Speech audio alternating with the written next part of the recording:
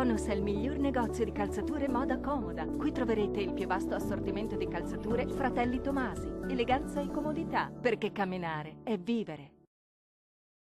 Ben ritrovati al meteo. Condizioni di tempo molto instabili sulle nostre regioni, ma vediamo il dettaglio di sabato 3 novembre. Sul Veneto il tempo risulterà molto perturbato a causa di una perturbazione atlantica che influenzerà un po' tutta Italia. Ecco dunque che sulla nostra regione avremo piogge e temporali diffusi su tutte le province e localmente anche forti. Migliorerà in nottata. Temperature minime tra 13 e 16 gradi. Massime oscillanti invece tra 16 e 20 gradi. Diamo ora uno sguardo al Friuli Venezia Giulia. Situazione molto simile, anche la nostra regione sarà alle prese con un nuovo fronte perturbato che porterà precipitazioni temporalesche a carattere sparso, tuttavia alternate a pause più asciutte e anche piuttosto soleggiate.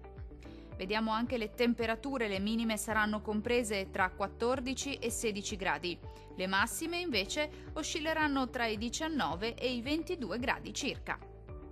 Vediamo infine la situazione del Trentino Alto Adige. Non cambia di molto la previsione, la nostra regione continuerà ad essere colpita da un'intensa ondata di maltempo, con piogge frequenti un po' su tutto il territorio, anche di moderata intensità. Entro la serata migliorerà ovunque. Temperature minime tra 13 e 14 gradi, massime comprese invece tra 17 e 18 gradi circa. Dal meteo di Antenna 3 per ora è tutto. Arrivederci!